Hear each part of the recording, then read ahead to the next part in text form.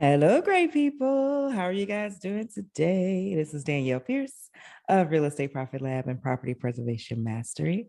For those of you who have been paying attention, you know that we are continuing our hashtag Day in the Life campaign. This is day number 15. We have 6 more days to go. Each day I'll be going live and answering just one question related to property preservation right at 7 o'clock Central Standard Time, right here on YouTube and everywhere else. So YouTube, Facebook, Instagram, I believe as well. So we've been talking about pros and cons of the industry, various pitfalls. We spent some time on contractors. We talked about working with family and friends the last couple of days. Next, we'll get into something that we call the success gap over the last several days. And it's essentially the difference between those students who get into the program and do well right away and those students who struggle a little bit in the beginning. So this campaign takes us into Black Friday, or should I say Black Wednesday. We'll be talking about the current state of the industry, sharing our best success stories of the year, and it is going to be fantastic. And of course, we're offering our lowest prices of the year. All right. So with that stated, let's get into highs and lows. So highs and lows is something that my business partner, Thomas K.R. Stovall, and I do before some of our meetings. We actually did it today. We have an investment group meeting once or twice a month. And it's a way to share some insight into your personal background. Doesn't have to be anything, super heavy, although sometimes it is. It's just a way for me to get to know you a little bit better and for you guys to know me a little bit better as well. With that in mind, I'll go first. You guys feel free to drop yours in the comments. So a low for me, what was my low today? Oh, I guess I can call it a low and a high. I agreed to give up junk food for the rest of the year. So to clarify that, what I mean by junk food, um, of course, it's the obvious things, chips, candies, pizza, stuff like that. And then it's also things that a lot of us don't necessarily consider junk food until we know better, which is like granola bars and trail mix and Cheez-Its and popcorn and stuff like that. So that is again a low and a high for me. I've been working pretty closely with my I guess I can call her my naturopathic doctor, and been doing a bunch of lab work, a bunch of blood work, and it's time. And so yeah, that's my low and a high. And then a high for me is that I have an opportunity to invest in pretty significant endeavor before the end of the year. I can't really release the details just yet, I don't think, but I am super excited about the opportunity, and it's just wonderful to be in this position now where all these different opportunities are available to me, largely because of my network, and most of them have come through my business partner Thomas. But it's a pretty good spot to be in. So that's my low and my high. Feel free to drop yours in the comments down below, my friends. All right, Wednesday, November 24th. 5 hours to register for our program at $1,497. It's also our monthly industry overview and Q&A. It's also going to be a live Zoom session. It's going to be a wonderful day. I cannot wait. I feel like it was a long way away, and now it's here. It's right. So the course is $1,000 off of the regular price, and we're also throwing in an additional $3,000 in bonuses. So, side note, the house phone hardly ever rings, but I swear that it rings during the times when I don't want it to actually ring. So, ignore that if you heard that. Last time we talked about tools and software to make working with your family and friends easier. I named some specific tools and software that I really, really hope you guys, pay attention to and utilize. It'll help you tremendously moving forward. Today, we're talking about how far you should travel for preservation work for your company. So I think I have 5 quick tips to talk about with regard to that. So I'll get into the first tip, which is to, I'm doing a video, Sweepy. Okay. Tip number 1 is to select a coverage area that you can actually cover. All right. Select a coverage area that you can actually cover. Many people get into trouble because they just take on too much too soon. And then what happens is, they'll start to get work in these areas that are 2, 3, 4, 5 hours away from where they live. And then they'll want to say, well, hey, can I ask for a trip charge? Well, you can't get a trip charge for an area that you already agreed to cover. So if you say that you can cover, the entire state of Florida, then you better make sure that you're able to do that. A lot of people ask about how you get coverage areas, and primarily you select them. You request the areas that you want to cover.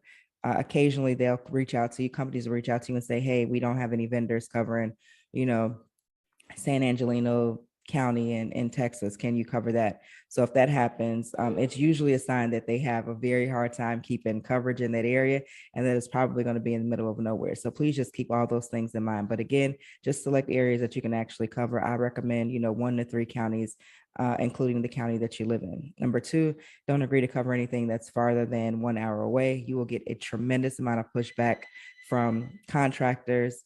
It is very, very challenging to get folks to drive, more, even an hour, honestly. But if they're driving an hour and a half, 2 hours each way, and they only got to go there and do a lock change, well, for one, that's an endeavor where you're going to lose money all the way around, and you're going to have a hard time keeping people on your team, because they're going to be like, what the hell, why am I driving 2 hours to go do a lock change and come right back? Like, it just doesn't make a whole lot of sense. So don't agree to anything further than 1 hour away from you live, as tempting as it may be. I know you're ready to get started and you're anxious and you're like, I want to get work, but if you can't cover it, then it'll be problematic down the line. Number three, if you do agree to cover areas that are 2 to 4 hours from where you live, you need to recruit in that area. And what I found with many of our students is that they will agree to cover areas 2 to 4 hours away, and then they want to send contractors that are, close to them out to those far distances to get work done. And that's the opposite of how it should work. If you're going to cover 2 to 4 hours away from where you live, you should be recruiting 2 to 4 hours away from where you live. And it's really not that difficult to do that, to recruit remotely. I know that it freaks a lot of people out. They're like, oh my gosh, how am I going to meet them? How am I going to explain things to them? I want to do things face to face. But if you think about it, for all of us that work with property preservation companies, whether that be Altasource, whether that be Guardian, whether that be MSI, whether that be any of these other companies, we've never met them face to face, right? So the same thing applies to, so I did a previous video on, tips to recruit people. And essentially what you'll do is, of course, you'll utilize online tools like Indeed and Craigslist. I do like Facebook groups. There's some other methods as well, but it's really not that difficult to do. You just have to get yourself out of the mindset that you have to do everything face to face. I mean, you could go that route, but it's difficult to grow the business the way that many of you want to if you are having to be, physically in contact with people, specifically your contractor. So that's tip number three. And number four is, don't accept work that is hours away without knowing the price, knowing what work is required, and then not having a contractor in place to complete the work. What you'll find is that, again, you start your business, you get all your insurance in place, you do your background check, set up your LLC, you get your first contract, or you start onboarding with multiple companies, you get your first set of work orders.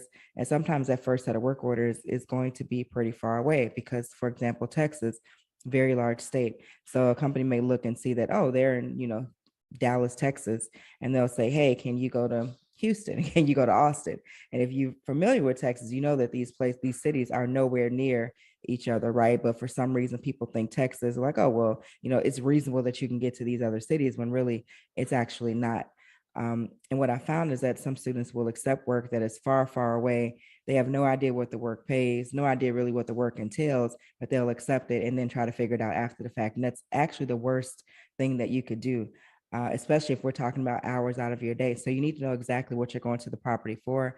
And then if you are going to a property for something that's relatively small, is there room for you to make money on allowables? Can you go there and do all the work that needs to be done at the property that falls in the category of the allowables? So are you able to go there and do a tree trim, a shrub trim, cut the grass, take any water out of the basement if you see any, install smoke detectors, install carbon monoxide detectors, get rid of any hazardous materials like a paint can or something like that. If you're able to do those things, then it makes more sense. Notice I didn't say it makes sense 100% of the time, but it makes more sense to travel to do that type of scenario versus just going and not really knowing the parameters of what you're going to do. I can recall early on going to properties far out, again, just being thirsty, right? And getting there and the property was occupied, right? It's supposed to be vacant, or the bank thinks that it's vacant, but the people have not moved out yet. So you go there, you think you're going to do a clean out and make all this money, and you get there and there's people living in the property, which means you get in your car, you turn right back around and you go home. There's nothing that you can do under those circumstances, because you can't it's illegal to do anything else. You can't even do a lock change on a property that's occupied. So that's tip number 4. And number 5, if you get caught if you get caught up with accepting work far away, for example, you didn't know, you didn't see this video, you're in a class, you didn't finish the whole course, whatever.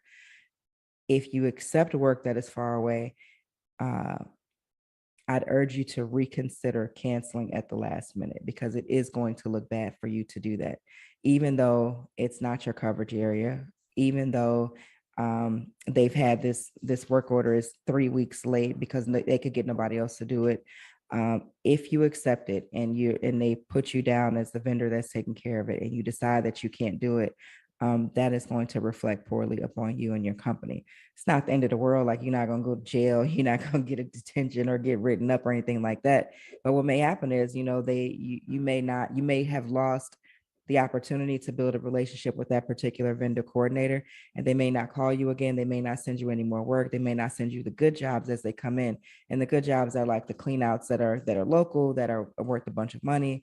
Some of the eviction, post eviction work orders, those tend to be worth a few $1,000s. So as those orders come in, you move to the bottom of the list for those, plum work orders, as opposed to where you were before. So I encourage you to bite the bullet, get it done. Yes, it's okay to complain and be pissed off and be like, oh my gosh, this is so far away for so little work, but it is what you agreed to. And we do warn you not to do that, but many people do it anyway. All right. So that is all I have for you guys today. Thank you so much for tuning in. I appreciate your time. Come back here to see me tomorrow night, right at 7 o'clock Central Standard Time. Don't forget to drop your highs and lows in the comments as well. Don't forget to, to get on our email list at propertypreservationmastery.com.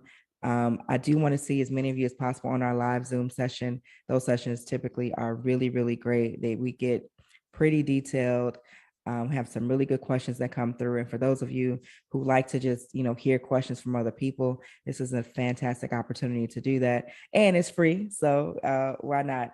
So that session is Wednesday, November the 24th at 7 o'clock Central Standard Time. If you're on our list, you will get the invite. And again, along with that, that is also the day of our Black Wednesday sale. So it's a really big day next week on Wednesday. And I can't wait to see you guys all there. All right.